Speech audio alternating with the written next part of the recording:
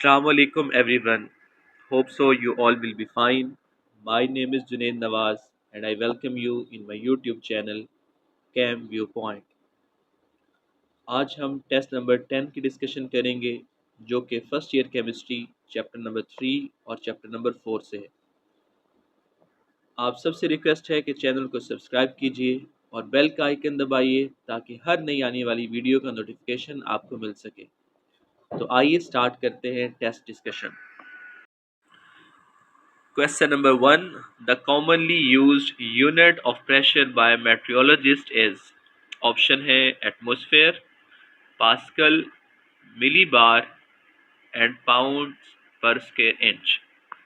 तो इसका correct answer है millibar. Pounds per square inch जो यूनिट है ये इंजीनियरिंग वर्क में यूज़ होता है, जबकि मेट्रियोलॉजिस्ट जो हैं जो कि मटेरियल की स्टडी करते हैं वो प्रेशर को मिली बार में यूज़ करते हैं। क्वेश्चन नंबर 2 देखिए, pressure remaining constant at which temperature the volume of gas will become twice of that of what it is at 0 degree Celsius. यानी जब प्रेशर को कांस्टेंट रखा जाए तो 0 डिग्री पर जो वॉल्यूम है तो वो वॉल्यूम किस टेम्परेचर पर डबल होगा। ऑप्शन है 546 degree Celsius, 200 degree Celsius, 546 kelvin and 273 kelvin. So इसका करेक्ट आंसर जो है वो है 546 केल्विन। 0 डिग्री जो है ये 273 केल्विन के इक्वल है। तो इस टेम्परेचर पे जो वॉल्यूम होगा तो वो डबल किस टेम्परेचर पे होगा। तो उसके लिए हम शार्ल्स लॉ का फॉर्मूला यूज़ करते हैं V1/T1 is equal to V2/T2। तो हमारे पास जो आंसर आता है वो आता है 546 केल्विन। क्वेश्चन नंबर 3 देखिए, if absolute temperature of a gas is doubled and pressure is reduced to 1/2, the volume of the gas will। अगर हम टेम्परेचर को डबल कर दें और प्रेशर को हाफ कर दें तो वॉल्यूम क्या होगा। ऑप्शन हमारे पास है remains unchanged, increases 4 times, reduces to 1/4 and B doubled. तो इसका करेक्ट आंसर जो है वो है इंक्रीजेज 4 टाइम्स। अब क्वेश्चन में देखिए कि टेम्परेचर को डबल कर रहे थे तो टेम्परेचर के डबल होने से वॉल्यूम डबल होगा और प्रेशर को हम रिड्यूस कर रहे हैं, हाफ कर रहे हैं, तो उसकी वजह से भी जो वॉल्यूम है वो डबल होगा। तो ओवरऑल जो है वॉल्यूम 4 टाइम्स इंक्रीज हो जाएगा। हमारे पास रिलेशन भी है, वॉल्यूम जो है टेम्परेचर के डायरेक्टली प्रोपोर्शनल है जबकि प्रेशर के इनवर्सली प्रोपोर्शनल है। क्वेश्चन नंबर 4 देखिए, which one of the following is an exothermic process. इसमें हमारे पास ऑप्शन है dilution of sulphuric acid, sublimation of dry ice, evaporation of water and melting of ice. तो इसमें जो ऑप्शन ए है dilution of sulphuric acid, तो ये एक एक्सोथर्मिक प्रोसेस है। A large amount of heat is released during the dilution of sulfuric acid, और जबकि sublimation of dry ice, evaporation of water and melting of ice, they are endothermic process। Question number 5 देखिए, the partial pressure of oxygen in air is। Option है 149 torr, 320 torr, 116 torr and 159 torr। तो air में जो oxygen का pressure है वो होता है 159 टॉर। लंग्स में जो ऑक्सीजन का प्रेशर है वो होता है 116 Tor. A real gas obeying van der Waals equation will resemble ideal gas if। Option है both A and B are large, both A and B are small, A is small and B is large, and A is large and B is small। यानी van der Waals equation जो है उसके लिए जो ए और be constant हैं इनकी values क्या हों कि रियल गैस जो है वो आइडियल गैस की तरह बिहेव करे या आइडियल गैस को ओबे करे। ए जो है ये कोफिशिएंट ऑफ अट्रैक्शन है जबकि बी जो है ये एक्सक्लूडेड वॉल्यूम होता है। सो इसके लिए करेक्ट आंसर जो है वो है B option, both A and B are small. अगर ए और बी जो हैं ये स्मॉल होंगे तो फैक्टर जो है ए ओवर वी स्क्वायर, तब ये जो है ये निगलेक्ट हो जाएगा वॉन डर वाल इक्वेशन में। तो इक्वेशन जो है वो P V is equal to R T इसको फॉलो करेगी। तो इस वजह से रियल गैसेस जो हैं वो रिजेंबल करेंगी आइडियल गैस से जब दोनों कांस्टेंट जो हैं ए और बी इनकी वैल्यूज जो हों वो स्मॉल हों। क्वेश्चन नंबर 7 देखिए, which of the following are strongest attractive forces. इसमें ऑप्शन है hydrogen bonding, dipole dipole forces, London forces and ion dipole forces. तो इसका करेक्ट आंसर जो है वो है ion dipole force.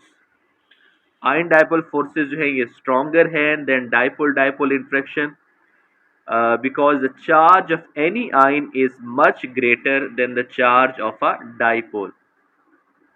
Ion dipole force में आयन और डाइपोल के दरमियान इंटरेक्शन होता है और जबकि डाइपोल डाइपोल फोर्सेस में दोनों तरफ जो है वो डाइपोल है, दोनों तरफ पार्शियल चार्ज होता है। तो आयन डाइपोल की जो स्ट्रेंथ है वो डिपेंड करती है चार्ज पे और डिस्टेंस पे, आयन और डाइपोल के दरमियान जो डिस्टेंस है उस पे।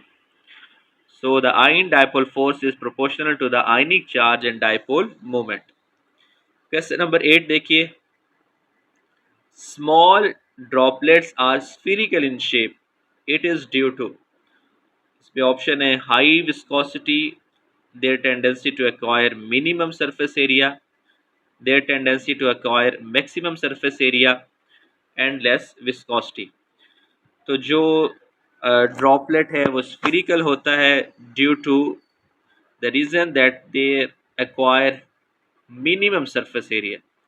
एक्चुअली सरफेस टेंशन की वजह से जो लिक्विड ड्रॉपलेट्स हैं वो मिनिमम सरफेस एरिया जो है एक्वायर करना चाहते हैं, इस वजह से उनकी शेप जो है ड्रॉपलेट्स की वो स्फीरिकल होती है। तो क्वेश्चन नंबर 9 देखिए, 1 ATM is equal to, option है 14.7 pounds per square inch, 1.47 pounds per square inch, 4.17 and 41.7।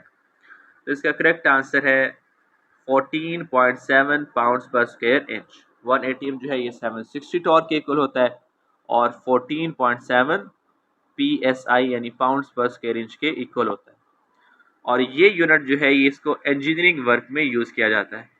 Question number 10 देखिए, the deviation of a gas from ideal behavior is maximum at, option है -10 degree and 5 ATM, -10 degree and 2 ATM, 100 degree Celsius and 2 ATM and 0 degree and 2 ATM।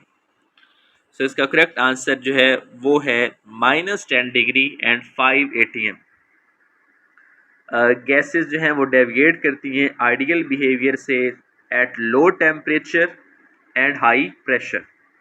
Low temperature पे gas molecules की kinetic energy कम होती है और जबकि high pressure पे molecules जो हैं वो क्लोज होते हैं, उनमें अट्रैक्टिव फोर्सेस डेवलप होती हैं, इस वजह से गैसेस जो हैं वो आइडियल बिहेवियर से डेविएट करती हैं।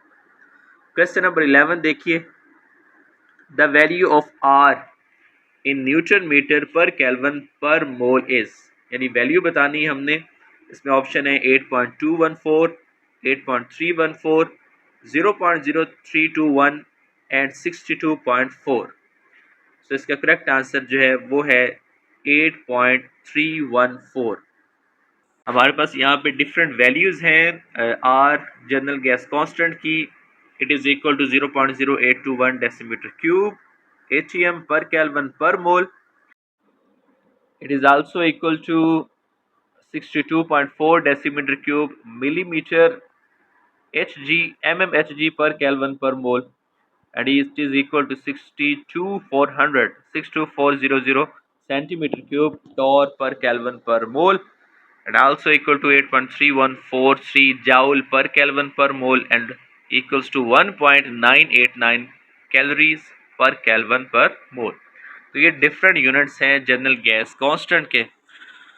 क्वेश्चन नंबर 12 देखिए, the temperature above which a substance exist only as a gas is called.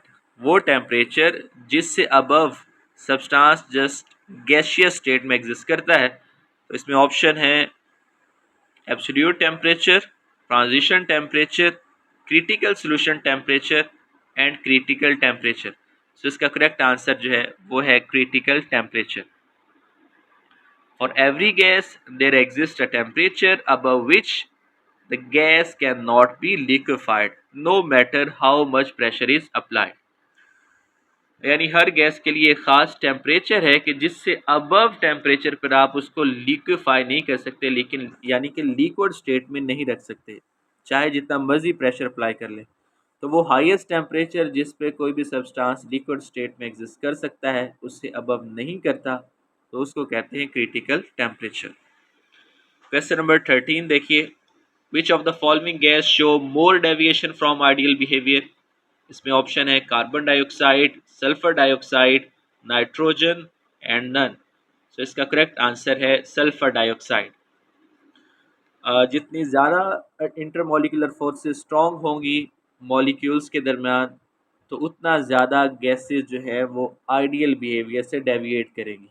So greater the intermolecular forces between molecules, greater the deviation from ideal behaviour. So इसमें सबसे ज़्यादा जो attractive forces हैं वो sulphur dioxide में होती हैं, तो इस वजह से ये सबसे ज़्यादा डेविएट करेगी। क्वेश्चन नंबर 14 देखिए, the temperature of natural plasma is. इसमें ऑप्शन है 20,000 degree Celsius, 10,000 degree Celsius, 5,000 and 1000 degree. तो इसका करेक्ट आंसर है 20,000 डिग्री सेल्सियस। नेचुरल प्लाज्मा जो है it do not break down or react rapidly, but it is extremely hot. इसका minimum जो temperature है वो 20,000 डिग्री सेल्सियस होता है, and their energy is so high that they vaporize any material they touch. So कोई भी material जो है वो नेचुरल प्लाज्मा के कांटेक्ट में आएगा तो वो वेपराइज हो जाएगा। क्वेश्चन नंबर 15 देखिए, unit of constant A R. इसमें ऑप्शन है Newton, meter -4 and mol -2, nm +6 and mol -2, nm +4 and mol -2 and none। so इनमें से कौन सा यूनिट है कांस्टेंट ए का, और ए जो है ये कहलाता है कोफिशिएंट ऑफ अट्रैक्शन। सो इसका करेक्ट आंसर जो है वो है सी ऑप्शन, nm+4 पर मोल स्क्वायर। तो इसमें ज़रा देखिए कि हमारे पास जो रिलेशन है वो है P = n² A/V², और इसमें जब हम प्रेशर को ATM में, वॉल्यूम को डेसीमीटर क्यूब में, और जो n है नंबर ऑफ मोल्स, सो इनके यूनिट लेंगे तो हमारे पास A का जो यूनिट आता है वो आता है ATM DM6 पर मोल स्क्वायर। लेकिन SI यूनिट में प्रेशर जो है ये न्यूटन पर मीटर स्क्वायर में होता है और वॉल्यूम जो है ये मीटर क्यूब में होता है। सो इसलिए इसका जो करेक्ट आंसर है वो होगा C option, nm+4 and mole -2। Question number 16 देखिए, hydrogen effuses 4 time more rapidly than unknown gas, molar mass of unknown gas is. Option है 16 ग्राम पर मोल, 48 ग्राम पर मोल, 32 ग्राम पर मोल एंड नन। सो इसका करेक्ट आंसर जो है वो है 32 ग्राम पर मोल। अब इस क्वेश्चन में पूछा गया है कि एक हाइड्रोजन जो है वो अननोन गैस की निस्बत 4 टाइम्स ज़्यादा इफ्यूज़ करती है, तो अननोन गैस जो है उसका मोलर मास बताना है। तो यहाँ हम ग्राम्स लॉ ऑफ डिफ्यूजन का फॉर्मूला यूज़ करेंगे।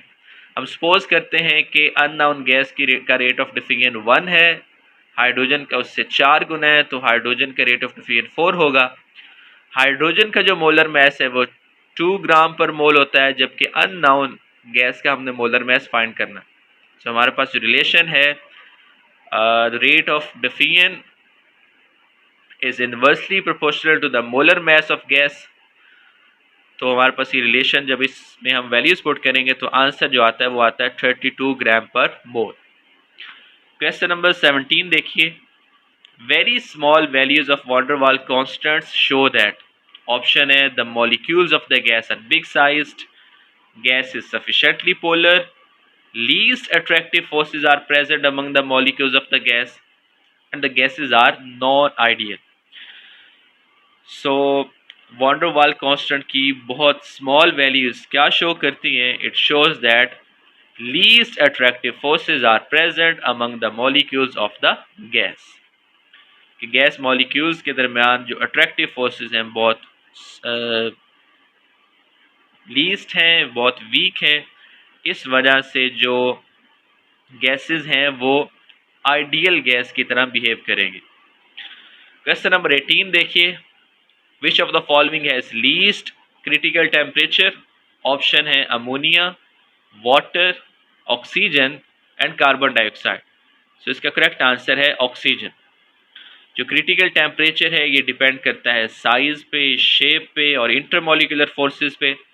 नॉन पोलर गैसेस का क्रिटिकल टेम्परेचर लो होता है, जबकि पोलर गैसेस का क्रिटिकल टेम्परेचर हाई होता है। क्वेश्चन नंबर 19 देखिए, equal masses of methane and oxygen are mixed in an empty container at 25 degree. The fraction of total pressure exerted by oxygen is। अब methane और oxygen दोनों का equal mess है। इसका हमने फाइंड करना है कि ऑक्सीजन की का जो फ्रैक्शन है ऑफ प्रेशर ये फाइंड करनी है हमने। ऑप्शन है 1/3, 8/9, 1/9 एंड 16/1। तो इसका करेक्ट आंसर है 1/9। इसका सोल्यूशन देखिए, हम सपोज करते हैं कि ऑक्सीजन और मीथेन दोनों के 32 ग्राम्स हैं। तो हम क्या करते हैं, नंबर ऑफ मोल्स फाइंड कर लेते हैं। मीथेन के नंबर ऑफ मोल्स आएंगे 2 मोल्स, क्योंकि इसका मोलर मैस 16 ग्राम है, जबकि ऑक्सीजन के नंबर ऑफ मोल्स आएंगे 1 मोल। So total number of moles हो गए 3, और यहाँ से हम ऑक्सीजन की मोल फ्रैक्शन फाइंड करें तो आंसर आएगा 1/3। So the mole fraction is proportional to the fraction of total pressure exerted. So the fraction of the total pressure exerted by oxygen is 1/3. Question number 20 देखिए, which one is not the boiling point of water? इसमें option है 100 degree, 150 degree Celsius, 400 degree Celsius and none. So इसका correct answer है 400 degree Celsius. वो highest temperature जिस पे कोई substance liquid state में एग्जिस्ट कर सकता है उसे हम क्रिटिकल टेम्परेचर कहते हैं। तो वाटर का क्रिटिकल टेम्परेचर जो है ये है 374.44 डिग्री सेल्सियस। यानी वाटर को हम इस टेम्परेचर तक लिक्विड स्टेट में रख सकते हैं, इससे अबव टेम्परेचर पर हम इसको लिक्विड स्टेट में नहीं रख सकते। सो वाटर का जो बॉइलिंग पॉइंट है वो 400 डिग्री सेल्सियस नहीं हो सकता। क्वेश्चन नंबर 21 देखिए, sugar belongs to crystal system. इसमें ऑप्शन है cubic, triclinic, monoclinic and none. So इसका करेक्ट आंसर है मोनोक्लिनिक। इसमें आप देखिए कि यहाँ पे हमारे पास डिफरेंट क्रिस्टल सिस्टम हैं, जिसमें cubic, tetragonal, orthorhombic, monoclinic, hexagonal, rhombohedral और ट्राइक्लिनिक शामिल हैं। सो इसमें मोनोक्लिनिक में ऑप्शन देखिए कि शुगर, सल्फर, बोरेक्स और sodium sulphate, they all belongs to monoclinic crystal system. Question number 22 देखिए, maximum vapour pressure is shown by. इसमें ऑप्शन है HF, HCl, HBr and HI। So इसका करेक्ट आंसर है HCl। The lower is boiling point, more is the vapour pressure. अब HF जो है इसका boiling point सबसे ज़्यादा होता है क्योंकि इसमें हाइड्रोजन बॉन्डिंग होती है। HCl, HBr और HI में हाइड्रोजन बॉन्डिंग नहीं होती। तो जिसमें हाइड्रोजन बॉन्डिंग नहीं है तो फिर हम देखते हैं पोलराइजेबिलिटी किसकी ज़्यादा है। तो HI की पोलराइजेबिलिटी इन तीनों में से ज़्यादा है, तो इसका बॉइलिंग पॉइंट ज़्यादा होगा HCl और HBr की निस्बत। और HBr का बॉइलिंग पॉइंट जो है वो HCl से ज़्यादा है क्योंकि HBr की पोलराइजेबिलिटी HCl की निस्बत ज़्यादा है। सो मैक्सिमम वेपर प्रेशर किसका होगा, जिसका बॉइलिंग पॉइंट सबसे कम होगा। तो HCl का बॉइलिंग पॉइंट सबसे कम है, इस वजह से इसका वेपर प्रेशर सबसे ज़्यादा है। सो इसका करेक्ट आंसर जो है वो है बी ऑप्शन। क्वेश्चन नंबर 23 देखिए, the strongest hydrogen bond is present in. Option है HF, water, ammonia and none. So इसका करेक्ट आंसर है HF। अब इसमें hydrogen bonding, overall hydrogen bonding का नहीं पूछा बल्कि स्ट्रॉन्गेस्ट हाइड्रोजन बॉन्ड का पूछा है। तो HF के दरमियान जो बॉन्ड है ये सबसे ज़्यादा स्ट्रॉन्ग होता है। अमोनिया, वाटर और HF इन सब में हाइड्रोजन बॉन्डिंग होती है। और फ्लोरीन जो है ये मोस्ट इलेक्ट्रोनेगेटिव एटम है और इसमें नेगेटिव चार्ज का मैग्नीट्यूड सबसे ज़्यादा फ्लोराइड पे होता है। सो इस वजह से जो स्ट्रॉन्गेस्ट हाइड्रोजन बॉन्ड है वो HF में प्रेजेंट है। Question number 24, a gas initially at 27 degrees is heated up to 327 degrees Celsius. Its average kinetic energy will be. इसमें ऑप्शन है doubled, 4 times, 300 times and 327 times. So इसका correct answer है double. अगर आप gas का temperature 27 degree से 327 degree करते हैं तो एवरेज काइनेटिक एनर्जी जो है वो डबल हो जाएगी। इसमें ज़रा देखिए कि इनिशियल टेम्परेचर जो है 27 डिग्री जो कि 300 केल्विन के इक्वल है, फाइनल टेम्परेचर 327 डिग्री है जो कि 600 केल्विन के इक्वल है। और हम सपोज करते हैं कि इनिशियल काइनेटिक एनर्जी जो है वो है E।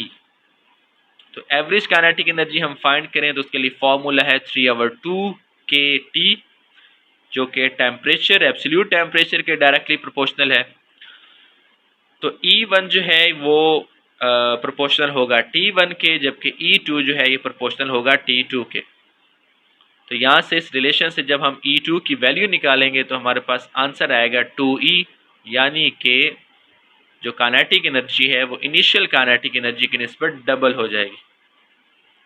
सो क्वेश्चन नंबर 25 देखिए, the compressibility factor for an ideal gas is 0, less than 1, greater than 1 and equal to 1। So इसका करेक्ट आंसर है इक्वल टू 1। आइडियल गैस के लिए जो हमारे पास रिलेशन है general gas equation, that is PV is equal to nRT, और इसके लिए जो कंप्रेसिबिलिटी फैक्टर होता है आइडियल गैस के लिए वो होता है 1। कंप्रेसिबिलिटी फैक्टर बेसिकली इसे हम Z से रिप्रेजेंट करते हैं। It is the ratio of molar volume of a gas to the molar volume of an ideal gas at the same temperature and pressure, and its value is 1. Question number 26 देखिए, dipole-dipole forces are present among, option है molecules of iodine, atoms of neon in gaseous state, chloroform molecules and CCl4। यानी dipole-dipole forces किस में पाई जाती हैं? So इसमें correct answer है chloroform molecules। Dipole-dipole forces are attractive forces between the positive end of one polar molecule and the negative end of another polar molecule। यानी dipole-dipole forces जो हैं ये polar molecules में पाई जाती हैं और dipole-dipole forces की जो स्ट्रेंथ है वो 5 किलो जाउल से लेकर 20 किलो जाउल पर मोल तक है।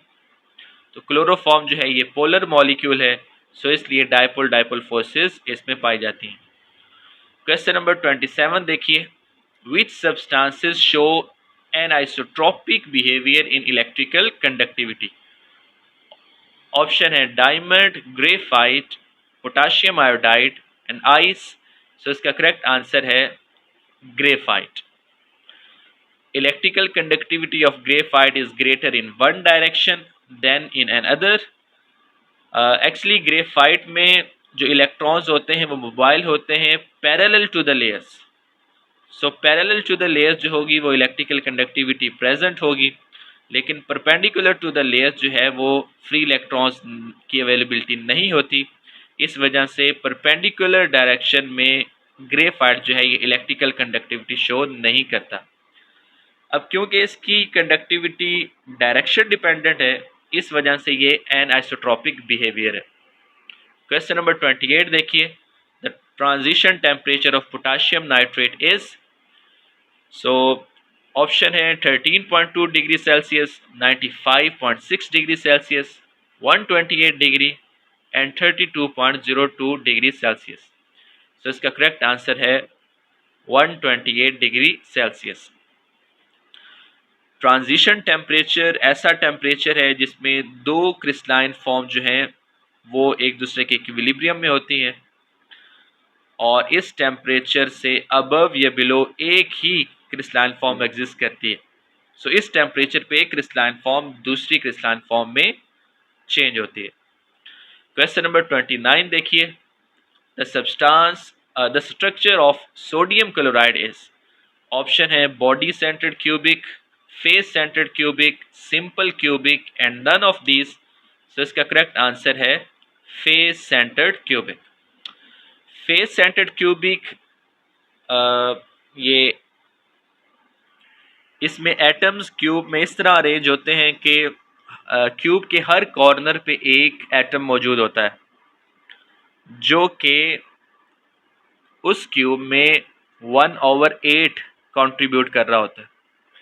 और इसी तरह फेस सेंटर्ड क्यूबिक में जो है 6 एटम जो हैं वो क्यूब के हर फेसेस पे भी मौजूद होते हैं।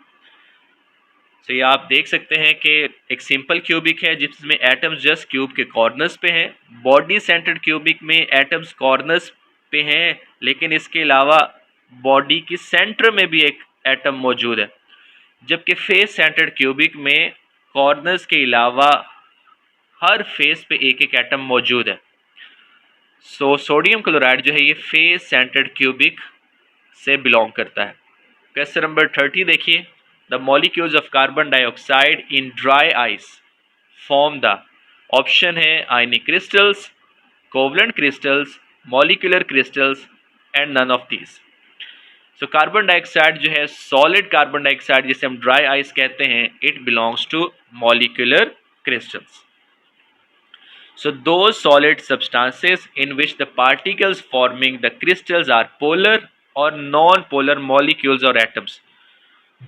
So it is molecular solid. Question number 31 देखिए, London dispersion forces are significant for.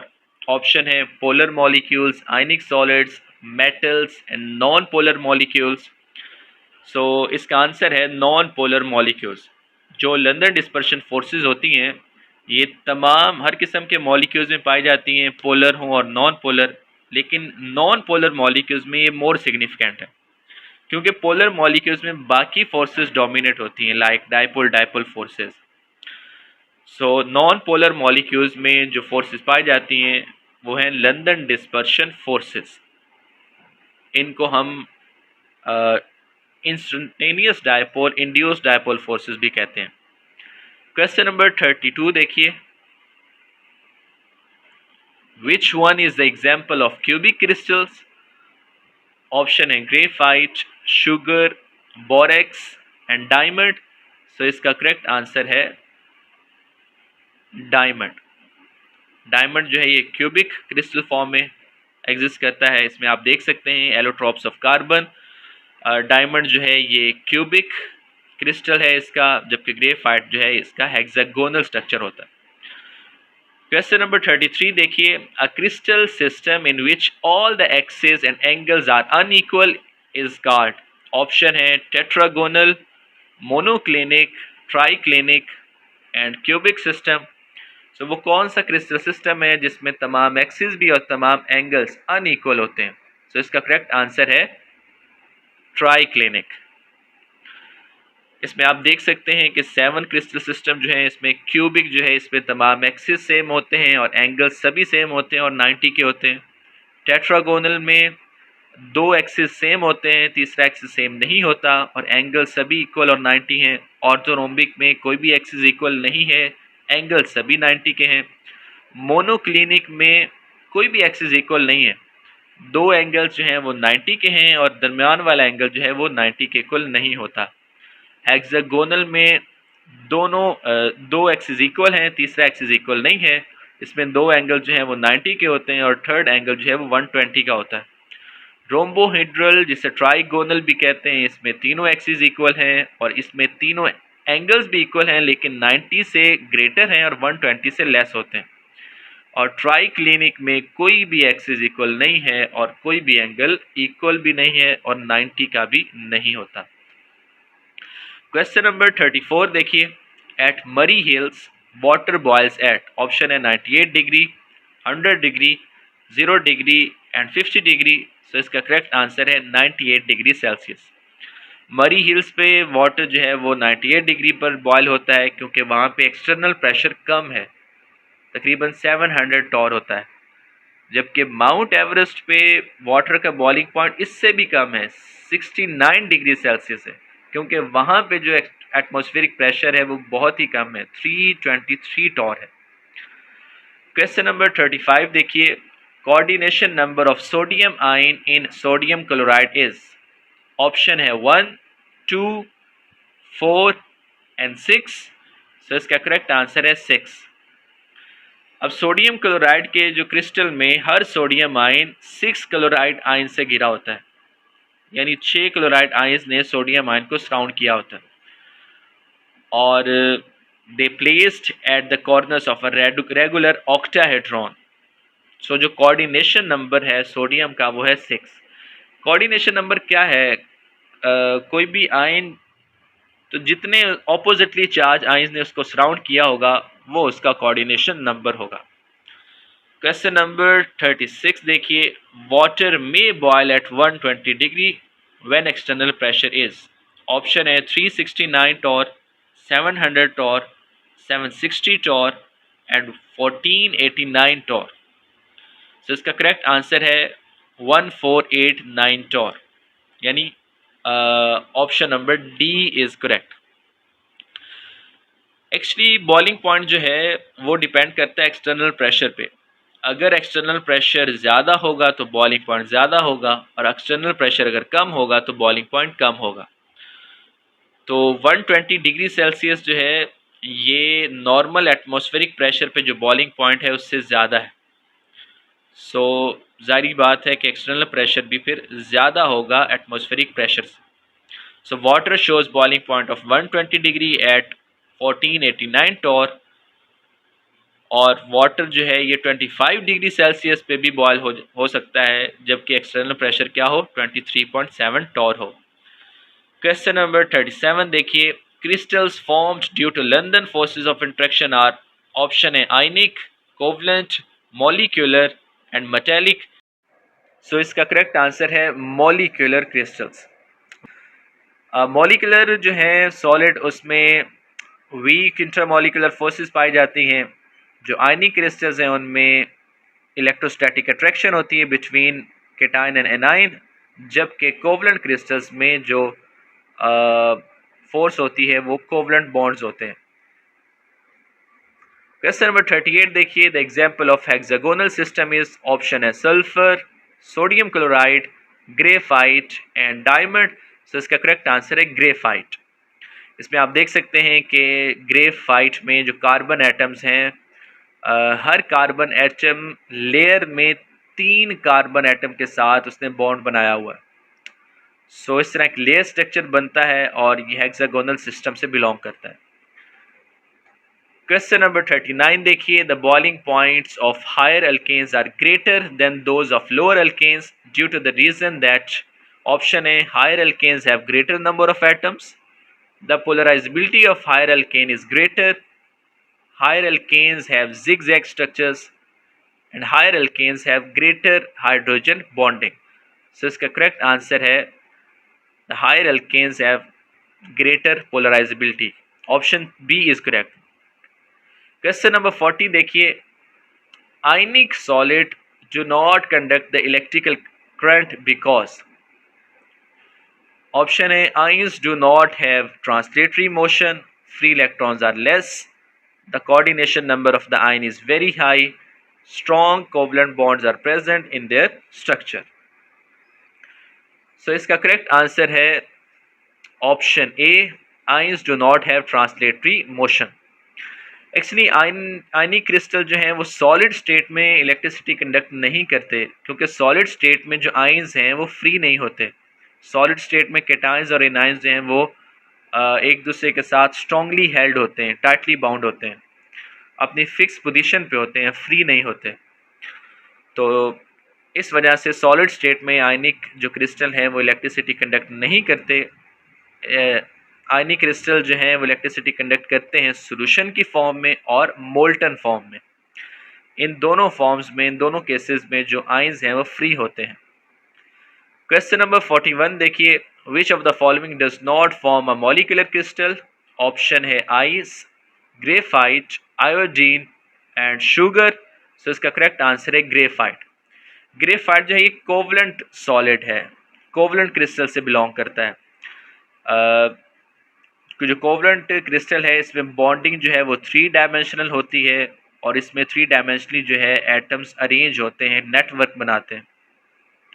जबकि आइस जो है, आयोडीन और शुगर, ये सभी जो हैं ये मॉलिक्यूलर क्रिस्टल से बिलोंग करते हैं। ग्रेफाइट मॉलिक्यूलर क्रिस्टल से बिलोंग नहीं करता। यहाँ पे फर्दर कुछ डिटेल देखिए कि जो मेटेलिक सॉलिड्स हैं इनमें पार्टिकल जो हैं वो केटाइंस होते हैं और डीलोकलाइज इलेक्ट्रॉन्स, और इनमें मेटेलिक बॉन्डिंग होती है। आयनिक जो क्रिस्टल्स हैं ये केटाइंस और एनाइंस पे मुश्तमिल होते हैं और इनमें इलेक्ट्रोस्टैटिक अट्रैक्शन होती है। मॉलिक्यूलर सॉलिड्स जो हैं ये मॉलिक्यूल्स और एटम्स ऑफ नोबल गैसेस हो सकती हैं और इनमें वीक फोर्सेस होती हैं, डाइपोल डाइपोल फोर्सेस या हाइड्रोजन बॉन्डिंग या लंदन डिस्पर्शन फोर्सेस। और जबकि कोवलेंट सॉलिड्स जो हैं इसमें नेटवर्क होता है एटम्स का और ये कोवलेंट बॉन्ड्स मौजूद होते हैं इनमें, जो कि एटम्स को 3 डायमेंशनली अरेंज करते हैं। फर्दर ये आप प्रॉपर्टीज देख सकते हैं और एग्जांपल्स भी हैं डिफरेंट जो हैं सॉलिड्स उनकी। क्वेश्चन नंबर 42 देखिए, diamond and graphite are example of isomerism, polymorphism, isomorphism and allotropy. So इसका करेक्ट आंसर है allotropy. The existence of element in more than one crystalline form is known as allotropy, and the forms of the element are called allotropes. कोई भी element अगर एक से ज़्यादा crystalline form में exist करता है तो इस फिनोमेना को हम एलोट्रॉपी कहते हैं। और डायमंड और ग्रेफाइट दोनों जो हैं ये कार्बन के एलोट्रॉप्स हैं। डायमंड क्यूबिक फॉर्म में होता है जबकि ग्रेफाइट जो है ये हेक्सागोनल फॉर्म में होता है। Question number 43, dipole induced dipole forces are also called. इसमें ऑप्शन है London dispersion forces, Debye forces, Hückel forces and electrostatic forces. So इसका करेक्ट आंसर है डिबाई फोर्सेस। और डिबाई फोर्सेस में क्या होता है कि पोलर मॉलिक्यूल्स और नॉन पोलर मॉलिक्यूल्स के दरमियान ये इंटरमॉलिक्यूलर फोर्सेस हैं। इसमें पोलर मॉलिक्यूल्स का पॉजिटिव एंड जो है ये नॉन पोलर मॉलिक्यूल की मोबाइल इलेक्ट्रॉन्स को अट्रैक्ट करता है, जिसकी वजह से नॉन पोलर मॉलिक्यूल में भी पोलैरिटी इंड्यूस हो जाती है। So these forces are dipole induced dipole forces और इन्हें डिबाई फोर्सेस कहते हैं। क्वेश्चन नंबर 44 देखिए, the size of diameter of double helix of DNA is. Option है 18 to 20 angstrom, 20 to 30 angstrom, 1 to 10 angstrom and 25 to 30 angstrom. इसका correct answer है 18 to 20 angstrom. Deoxyribonucleic acid जिसे हम डीएनए कहते हैं, इसमें 2 स्पाइरल चेन्स हैं, दोनों एक कॉमन एक्सिस के गिर्द कॉइल्ड होती हैं, जिसकी वजह से हमें इसे डबल हेलिक्स कहते हैं। और डबल हेलिक्स में जो साइज़ है उसका डायमीटर का साइज़ वो 18 to 20 एंगस्ट्रॉम होता है। और ये दोनों जो स्पाइरल चेन्स हैं ये एक दूसरे के साथ लिंक्ड होती हैं through hydrogen bonding. Question number 45 है, the strongest acid among halogen acids is. Option है HF, HCl, HBr and HI। तो इसका करेक्ट आंसर है HI। बेसिकली जो हेलोजन एसिड की एसिडिक स्ट्रेंथ है वो डिपेंड करती है degree of ionisation in aqueous solution as well as bond dissociation energy. अब आप देख सकते हैं इसमें इस रिलेशन में कि HF जो है इसकी बॉन्ड डिसोसिएशन एनर्जी सबसे ज़्यादा है। जब बॉन्ड डिसोसिएशन एनर्जी सबसे ज़्यादा हो तो एसिडिक स्ट्रेंथ जो है वो सबसे कम होती है। सो सबसे ज़्यादा जो एसिडिक स्ट्रेंथ है वो हाइड्रोजन आयोडाइड की है। क्वेश्चन नंबर 46 देखिए, the boiling point of glycerine at 760 torr pressure is. So इसका ऑप्शन है 210 degree Celsius, 270 degree, 290 degree and 300 degree.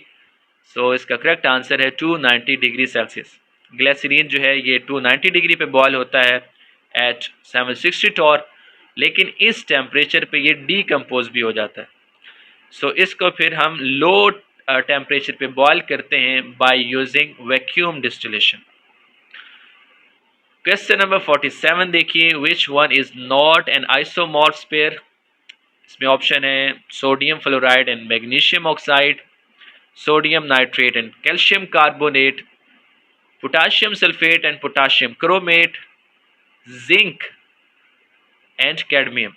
So इसका करेक्ट आंसर है B option, sodium nitrate and calcium carbonate. They are not isomorphs. Isomorphism एक ऐसा phenomena है जिसमें different substances जो हैं वो सेम क्रिस्टलाइन फॉर्म में एग्जिस्ट करते हैं, और उन सब्सटेंसेस को हम आइसोमॉर्फ्स कहते हैं। सो एक क्रिस्टलाइन फॉर्म जो है it is independent of the chemical nature of the atoms, but it depends only on the number of atoms and their way of combination. So sodium fluoride और magnesium oxide ये जो same crystalline form से exist करते हैं, इसी तरह potassium sulphate और potassium chromate की भी सेम क्रिस्टलाइन फॉर्म है, और जिंक और कैडमियम की भी सेम क्रिस्टलाइन फॉर्म होती है। इसमें आप देख सकते हैं सोडियम नाइट्रेट और पोटाशियम नाइट्रेट ये रोम्बोहेड्रल क्रिस्टलाइन फॉर्म से बिलोंग करते हैं। पोटाशियम सल्फेट और पोटाशियम क्रोमेट का ऑर्थोरोम्बिक है। जिंक सल्फेट और निकल सल्फेट का भी ऑर्थोरोम्बिक है। सोडियम फ्लोराइड और मैग्नीशियम ऑक्साइड का क्यूबिक, कॉपर और सिल्वर का भी क्यूबिक है, जबकि जिंक और कैडमियम का हेक्सागोनल है। क्वेश्चन नंबर 48 देखिए, the distillation of a liquid under reduced pressure is called. यानी लो प्रेशर पे अगर आप किसी लिक्विड को बॉयल करते हैं, उसकी डिस्टिलेशन करते हैं, तो इसे क्या कहते हैं? Destructive distillation, vacuum distillation, fractional distillation and simple distillation. तो इसका करेक्ट आंसर है वैक्यूम डिस्टिलेशन। वैक्यूम डिस्टिलेशन के कुछ एडवांटेजेस भी हैं। It decreases time for the distillation and it is economical because less fuel is required, और ये बहुत से कंपाउंड्स की डिकम्पोजिशन से भी बचाता है, क्योंकि अगर नॉर्मल प्रेशर पे उनको बॉयल किया जाए तो वो डिकम्पोज हो सकते हैं। सो अगर लो प्रेशर पे उन्हें करेंगे तो उनका बॉइलिंग पॉइंट जो है वो कम होगा, तो डिकम्पोज नहीं होंगे।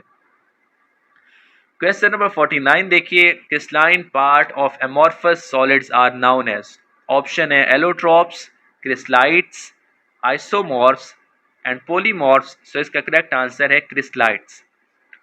A long range regularity does not exist in amorphous solid. Amorphous solid में क्या होता है, एटम्स जो हैं वो रेगुलरली अरेंज नहीं होते, लेकिन कुछ रीजन, कुछ पार्ट ऐसा हो सकता है जहाँ पे अरेंजमेंट जो है वो ऑर्डरली हो। सो उस पार्ट को कहते हैं क्रिस्टलाइट्स। क्वेश्चन नंबर 50 देखिए, which of the following have highest lattice energy. इसमें ऑप्शन है sodium chloride, potassium chloride, potassium bromide and lithium chloride. So इसका करेक्ट आंसर है lithium chloride. The energy released during the formation of a solid ionic compound from its constituent gaseous ions, or in other words the energy used to decompose the ionic solid into its constituent cations and anions. The energy is called lattice energy। और lattice energy जो है ये charge density पर depend करती है। Greater the charge greater will be the lattice energy, and smaller the size greater will be the lattice energy. So जिस ion पे जितना ज़्यादा चार्ज होगा और जितना कम उसका साइज होगा, उसकी लैटिस एनर्जी ज़्यादा होगी। अब इन गिवन ऑप्शन में से लिथियम जो है इसका साइज सबसे स्मॉल था लिथियम आयन का, सो इस वजह से लिथियम क्लोराइड की जो लैटिस एनर्जी है ये ज़्यादा होती है। इस वीडियो में हमने टेस्ट नंबर 9 की डिस्कशन की है। इंशाल्लाह नेक्स्ट वीडियो में फिर हाजिर होंगे। अपना बहुत सा ख्याल रखिए, दुआ में याद रखिए। अल्लाह हाफिज़।